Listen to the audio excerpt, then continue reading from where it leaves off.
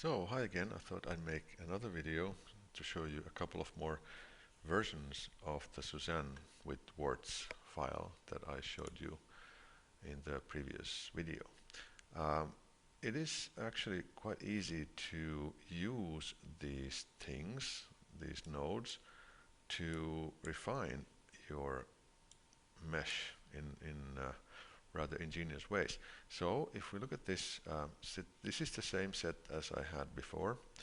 There is one difference in here, and that is the subdivide mesh, which I have added here between the monkey geometry and the instance on points. Now, this of course means that when I have just a zero level of subdivision, these points are all on the vertices that Suzanne happens to have. But if I use a subdivision node like this, just click one here, you can see that we get double the vertices, and then we have like 4 times the vertices and 8 times. So you can make Suzanne look really, really sick by just adding a subdivision mesh, like so. I have come to the conclusion that this node system for geometry is at least as interesting as the node system for materials, simply because of the variety it allows you.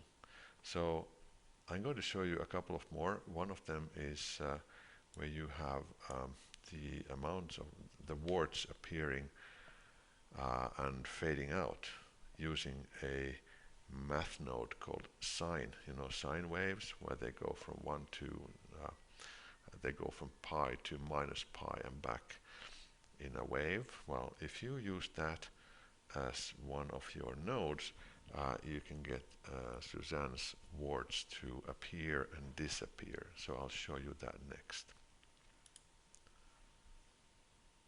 Alright, this is the new one, and in here the set is almost the same. I have taken out the subdivision because I don't want to use that in here, but you can see how the geometry goes into the points, instance on points, and that goes through the scale instances, set material, and join geometry, and that gives us the same basic brown Suzanne with the nasty red warts. But in here we have an interesting thing called sine, and this is all the math that you can do. I mean, there's lots more than I can ever dream of using. But the interesting thing here is that you don't have to add a value in here by manually. Instead, you can use the value here from the frame in the I'll turn on the screencast keys here. Okay, so this one here, the value field, is actually reading the frame number which it happens to have.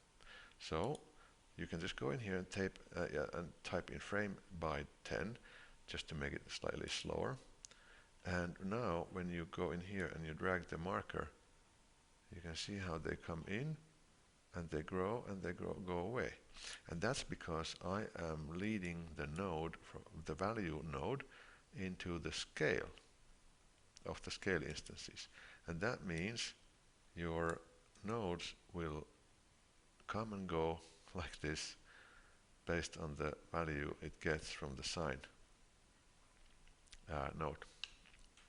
Of course, I'm like hard pressed to figure out a use for this, but you get the point. You can have math, you can have values, random values or calculated values in here, and you can even use the environment to get your values as seeds, just like I'm doing in here. If I put in a frame by 50, it's going to be even slower to come up and go.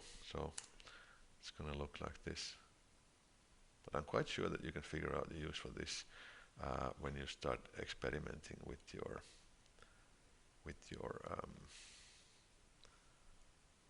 systems. And the third thing I wanted to show you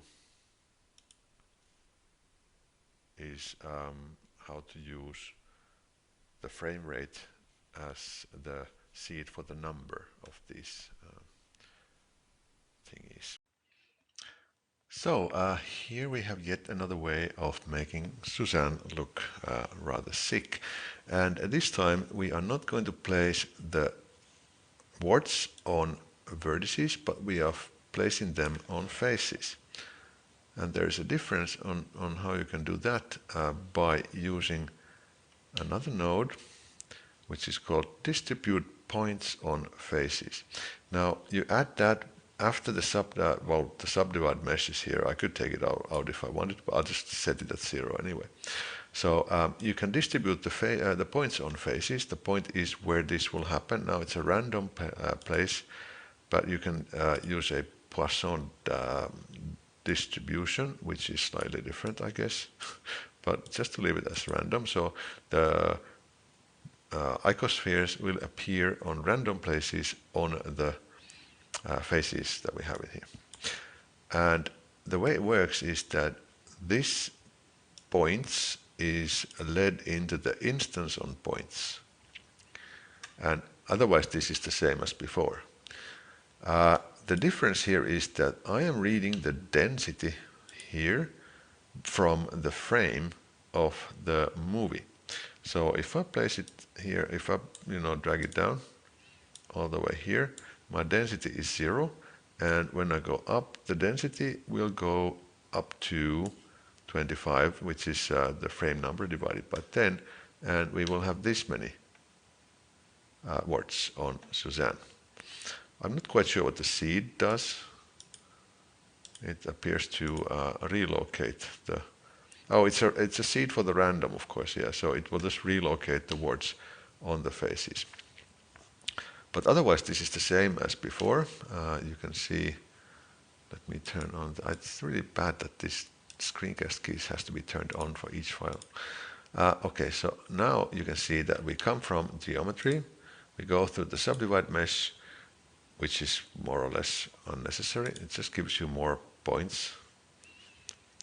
If you want to go here, and you can see how it works. I'm not quite sure if it actually does anything, by the way. No, it doesn't. Okay, well, in that case you can leave it out. Goes to the distributed points on faces, and that goes to the instance on points.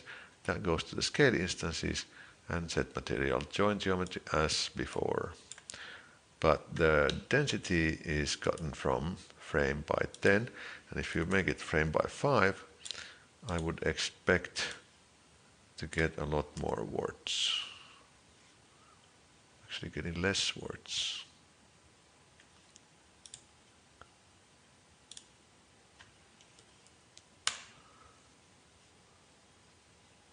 Yeah.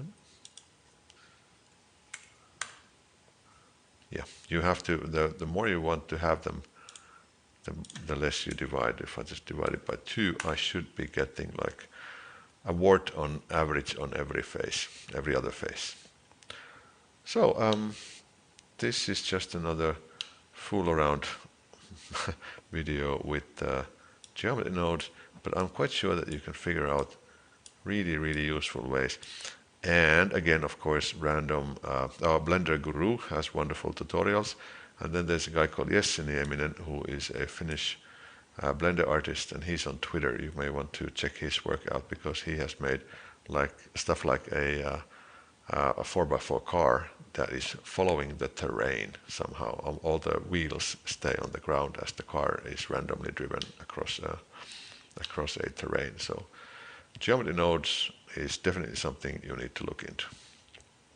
Thanks for watching, by the way.